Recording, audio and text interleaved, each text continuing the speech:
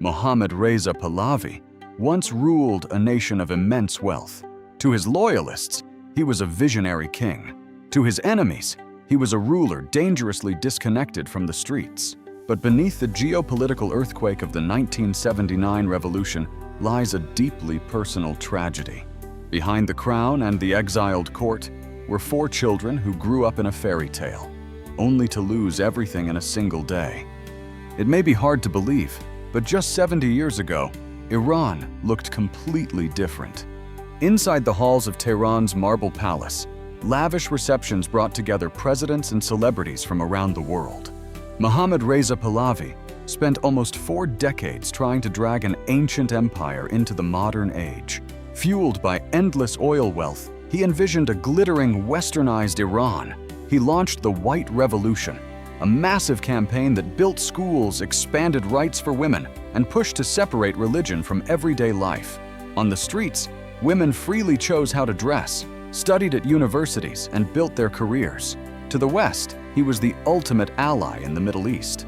But his dazzling vision of the future had a heavy price. While the royal family hosted the global elite in halls of crystal and gold, a bitter divide grew in the streets outside. The Shah ruled with an iron grip. Beneath the surface of a booming economy lay the quiet dread of censorship and an unforgiving state apparatus. Those who dared to question the dream were quickly silenced. The resentment grew, simmering in the shadows, until it finally boiled over. In 1979, the anger of the streets erupted into the Islamic Revolution. The fairy tale shattered. The Shah and his family were forced to board an airplane and flee, abandoning the throne forever. The private life of Mohammad Reza Pahlavi was always under the world's microscope. His second marriage to Soraya Esfandiari Bakhtiari was a true romance, an Iranian aristocrat, half German and European educated, who became a global-style icon of the 50s. But the fairy tale lacked an heir. Soraya eventually left Iran and the throne behind, moving to Paris to dedicate her life to charity and film, leaving a void in the palace. That void was filled by Farah Pahlavi, the Shah's third and final wife. She was the only woman in Iranian history to be officially crowned empress. An architecture student in Paris from a wealthy family, Farah brought a modern, artistic soul to the monarchy. Under her patronage, Iran became a cultural hub. She helped the Tehran Museum of Contemporary Art acquire nearly 150 masterpieces by the likes of Picasso, Monet, and Andy Warhol. She fought for women's rights and became a trendsetter in fashion. Under Farah's influence, a generation of Iranian women looked to the future, embracing careers, art, and a more cosmopolitan life. Together, the Shah and Empress Farah had 4 children, 2 sons and 2 daughters. But the revolution turned their world to ash. After fleeing Iran, they wandered from Egypt to Panama, searching for a place to call home. Following the Shah's death in Cairo, Farah settled with her children in the United States.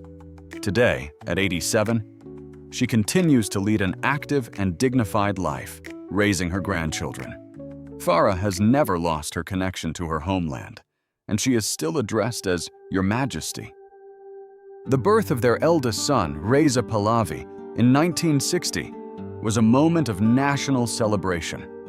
People lined the streets for miles to catch a glimpse of the boy who would be king.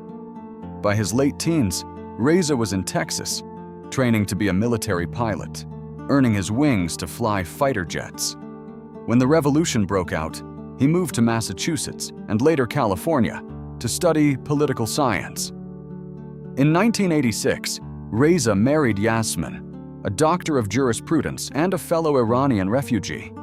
Together, they raised 3 daughters in America, Noor, Iman, and Farah, who have become faces of a modern, digital generation of Persians.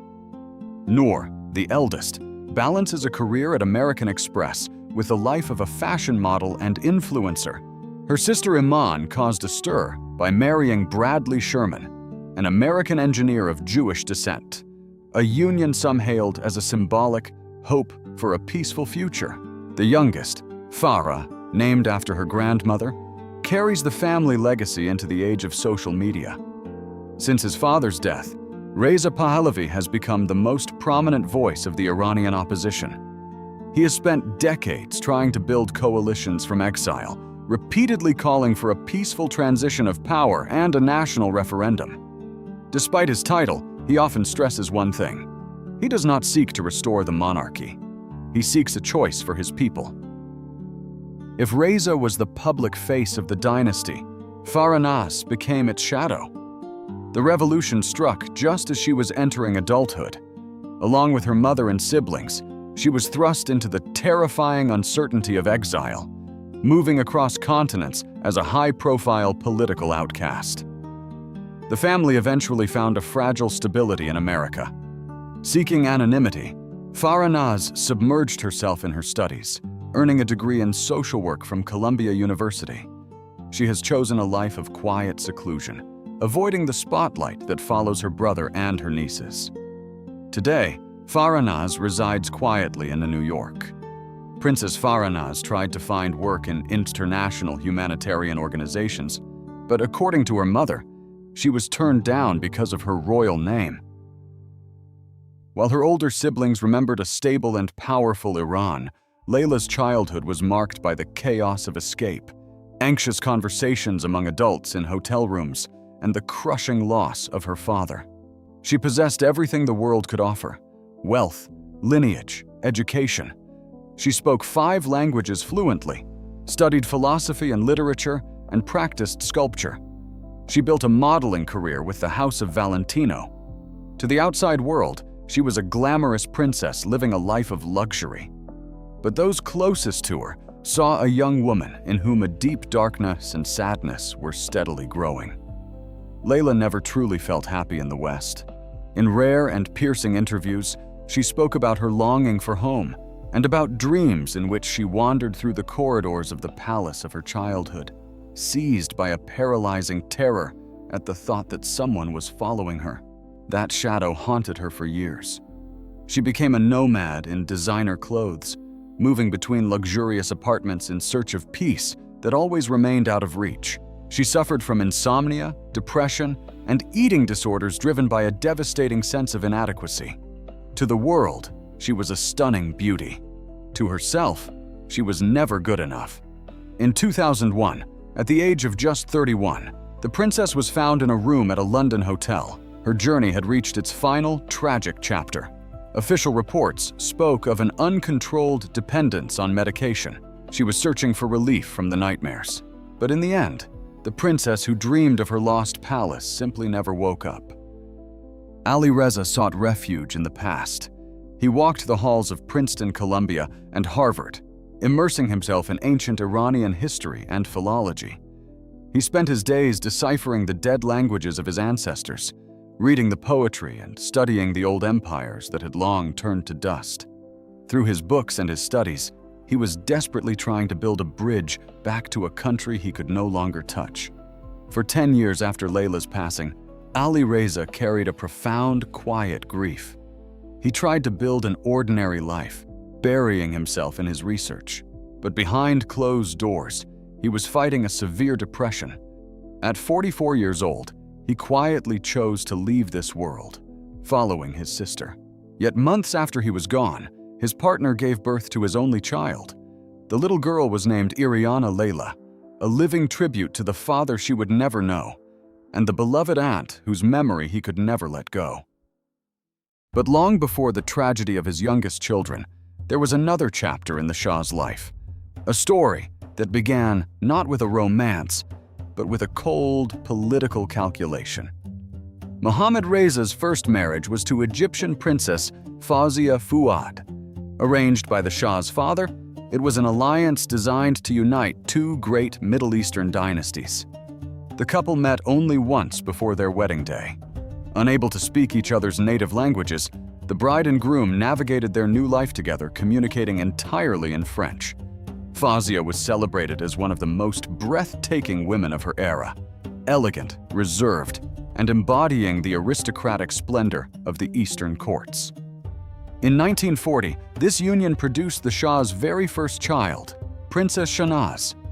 But behind the gilded palace doors, the marriage was quietly suffocating. Fawzia was deeply unhappy, consumed by a fierce homesickness for Egypt. Eventually, the Egyptian princess made a desperate choice. She left Iran and fled back to Cairo. An official divorce was eventually granted. Fawzia would regain her Egyptian royal title, but she had to leave her daughter behind. She went on to remarry, build a new family, and dedicate her life to charity. Raised in the Iranian court without her mother, Shahnaz forged a very different path from her younger half-siblings. Educated abroad, she grew into a remarkably pragmatic woman. During her father's reign, she didn't just attend royal galas. She became a sharp businesswoman, investing heavily in agricultural enterprises and even Honda motorcycle assembly plants. Married twice and the mother of 3 children, Shahnaz managed to build a life insulated from the deepest tragedies of the Pahlavi name. When the 1979 revolution finally swept her father from power, she quietly relocated to Switzerland. Today, she still lives there, a silent survivor and the very first witness to a dynasty that eventually lost everything. In recent years, a profound shift has been taking place inside Iran. The memory of the Pahlavi dynasty is resurfacing. During various protests over the years, the crowds in the streets have been heard chanting their name. Yet the surviving members of that very family remain scattered across the globe, living entirely different lives. They are bound together by a shared past, a shared grief, and a profound love for a country that has become a ghost. Will Empress Farah and the son of the last Shah ever see the day when Iran is finally free?